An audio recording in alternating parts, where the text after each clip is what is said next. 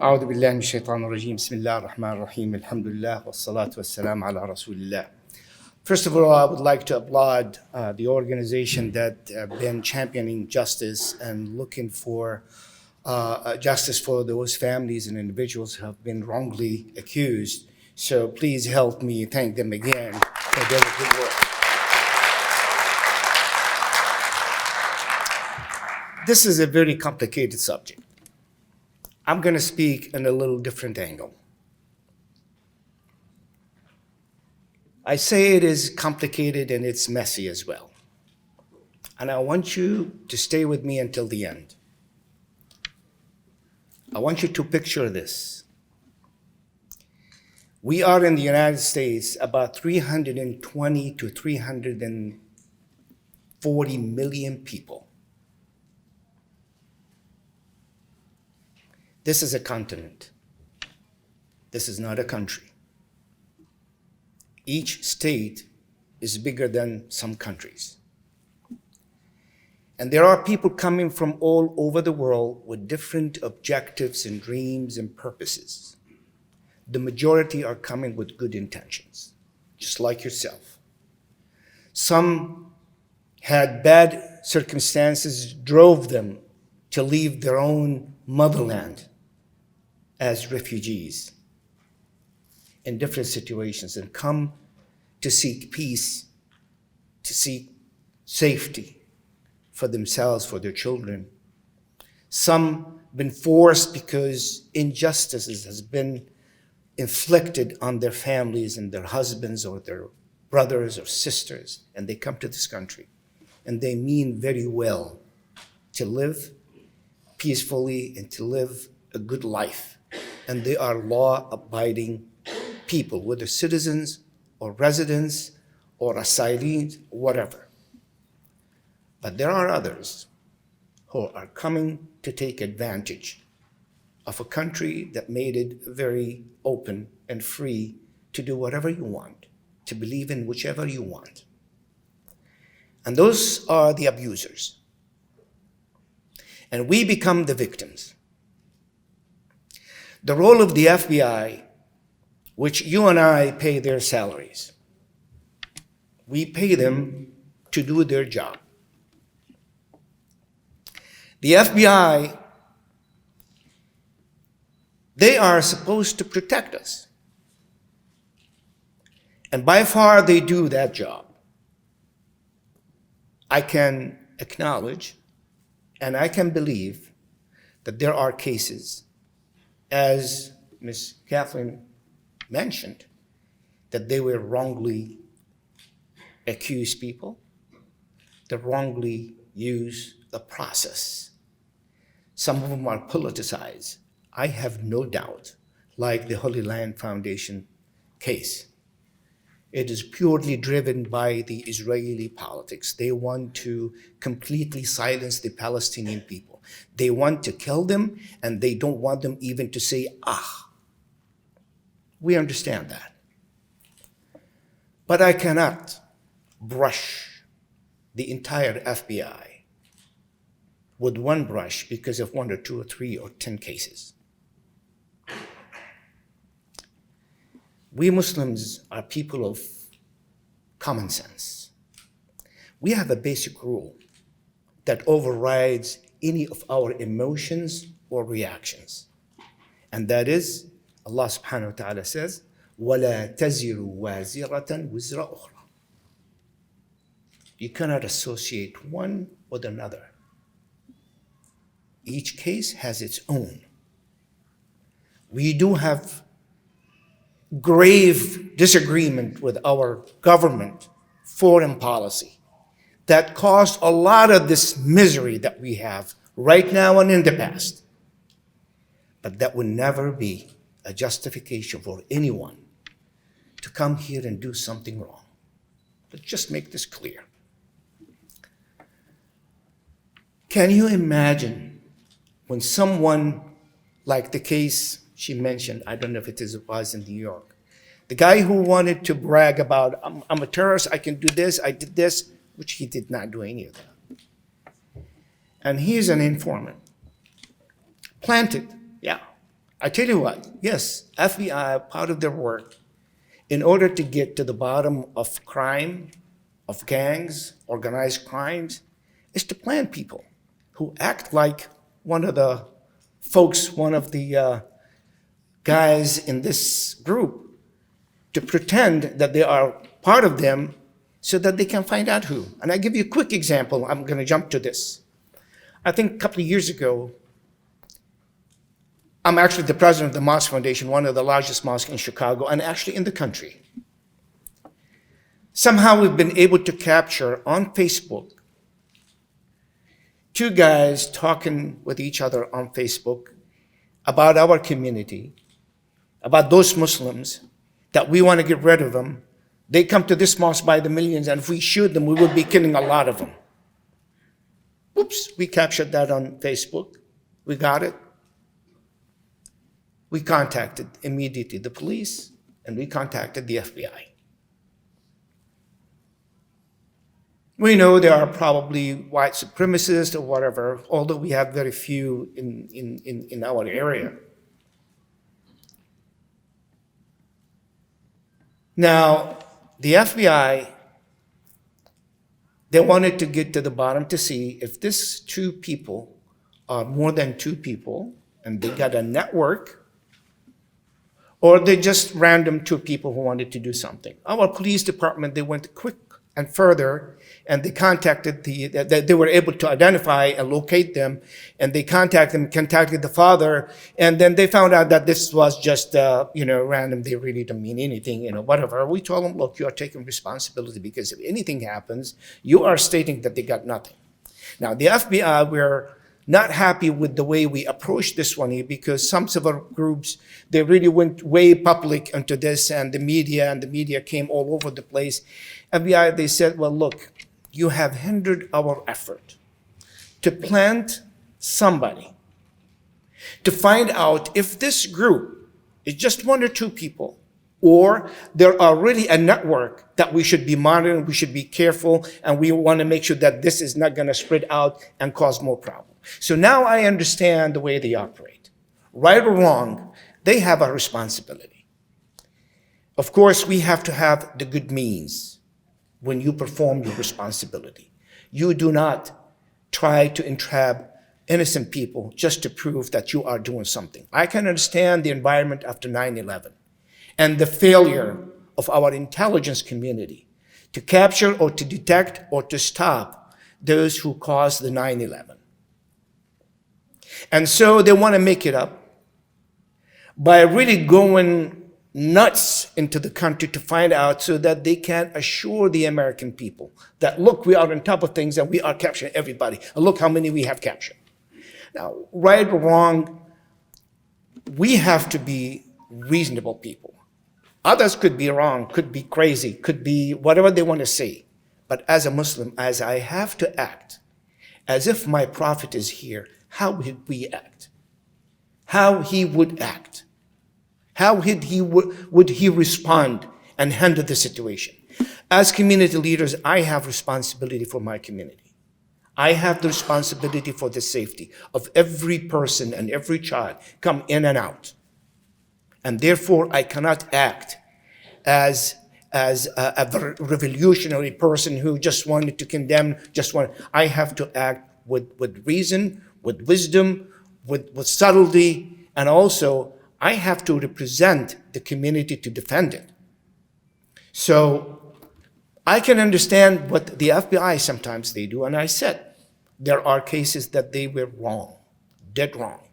Many times, and thanks to our civil rights group like CARE and MLFA and others, who were able to stop Islamophobes giving lectures and workshops and training to our FBI agents. That's wrong, and we've been able to stop them and tell the leadership. And I have to thank the leadership of FBI, because they did stop and cancel those training. Once we told them that those are Islamophobes, you cannot have them to train FBI agents who are going to investigate us. So we have a lot of work, and we have been getting some responses. If God forbid your child has been abducted and taken to another state, and that's a federal crime now, federal investigation, who are you going to call? The FBI. If somebody comes and attack your mosque and do an arson, who are you going to call? It's going to be the FBI. Just like I do not want them to judge me because of the act of one or two who we know they did bad things. They should not brush the entire Muslim community because of those. We should not brush the entire FBI because the act of one or two agents and they did wrong. And we have confronted them. We sat down with the FBI top leadership and we confronted them. We brought them many cases where they did wrong. And one of the cases, one Syrian guy who was actually from Canada, he's Canadian, went on a vacation to Tunisia and came back, but his plane came through New York, supposedly to Toronto. And they stopped him in New York. They took him, and you know what they did? They shipped him to Syria, to the dictator, to the thugs in Damascus. And the guy was put in a prison that is underground for over a year until we made a big noise. And then they released him. They took the guy from the airline, from New York, in a private air jet to Jordan. From Jordan, they took him in a car, and they literally dumped him on the Syrian borders. And the Syrian forces or the police or the intelligence there, they took him into a prison, and they kept him there for over a year in underground prison. And we made the big case on this one here. They released him, and then they issued an apology, and they gave him even compensated him with money for all the ordeal that he went through. The point is, we've been pinpointed their wrongdoing. But at the same time, there were many cases that they helped us in bringing those arsons and those who attack our mosque or do other things. Brothers and sisters, when one or two do some stupid things in our mosques, they expose all of us, our institutions, our sisters who are easily identified with their hijab. You and I, we probably walk on the streets, very few will find out whether they're Muslims or not. But our sisters, they are out there working very easy target. When we have stupid, I call them idiots, who want to be something, and they will accept to be trapped. There is nothing ambiguous about right and wrong when it comes to Islam. There is no way we can accept to conduct any bad act to hurt innocent people just because you think politically you are outraged on something. Does not give you right to take innocent lives, just like we complain about taking innocent lives everywhere else. Those people are the ones who are exposing you and me and our children and our wives and our sisters and our daughters to danger. Our role is to educate our community. Never accept anybody to come and tell you, let's do something. I can get you this. Yeah, it could very well be an FBI informant try to weed out possibilities. And there could be very well genuine people who want you to do something. We know the two brothers in Boston bombing. The people in Boston, they kicked them out of the mosque because they made outrageous statements. I know the imam who was making a khutbah, and then this guy, the guy who was killed,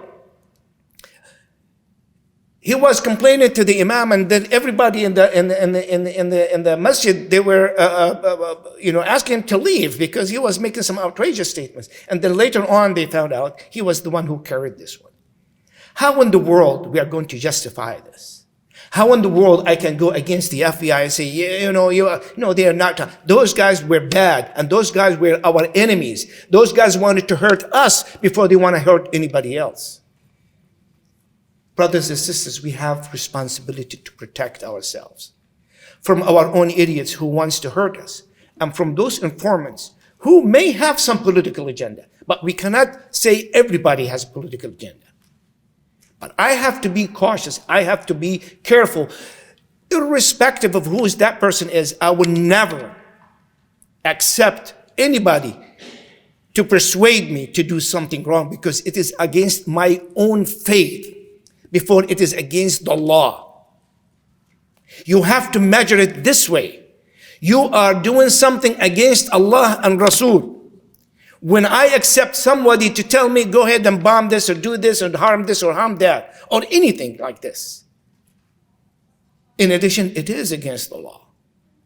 So brothers and sisters, when I hear those cases, I certainly feel very bad. And I know many of them, many of the cases, innocent people. But the other time when they mentioned, we had this session during the MAS-ICNA Convention, and there was a case about a person who knew the person he was bad. And he just wanted to give him some money. I think that was like, he wanted some. How in the world do you give him when you know this person is up to no good? So we have to be smart. We have to be very careful. Unsur akhaka zaliman aw madluman. Come to the aid of your brother, right or wrong. What does that mean? You come to him when he's doing something right, and you come against him when he's doing something wrong. That's how you support him, by stopping him from doing something wrong. That's how you are a good brother or a good sister, when you help someone not to commit something wrong. So, as I said, it is not an easy subject. As leadership in our mosque and our organizations, we deal with these things every single day and how we should deal. My prime objective is to protect my community. I have to meet with the FBI. I do not advise anyone to meet with the FBI without the presence of their attorneys. Absolutely. But as leadership, we have an obligation to sit down and talk with them and sort things out, and to file our complaints, and to pinpoint their wrongdoings, and to object to the entrapment. And we object to taking people, sometimes people under stress, under mental illness, under mental situation, to take advantage of that and drag them into doing something wrong. We fight with them on these principles, and we fight with them against these tactics. But we still have a responsibility to meet and discuss, and we have averted many cases because of this. So it is what they call a love-hate relationship. But let me tell you something. I encourage my young people to join the FBI, to join the army. This is our country. This is home, brothers and sisters. We have to protect our country. That means we are protecting our community, our neighborhood. I want Muslim agents to be there so that they can do the right thing, to protect everyone and use the right process and the right technique. Instead of leaving it to some racist being in the FBI running it, then we have to counter that with good people there who are willing to protect everyone in this country. So we have responsibilities, and we will balance this responsibility. We'll say it when it is wrong, and we'll say it when it is right. Not an easy job for us. And please understand our situation. We are here to protect the entire community, and we are, before anyone else, want to weed out any elements within our community who could be swayed one way or the other. There are people who are trying to feed wrong information, try to prey on weak people. Believe me, we know it. There are. You may be surprised, but there are. And we will not allow anyone to mess with our security, with our safety, and the safety of our mosques, our schools, our community. Jazakumullah khair.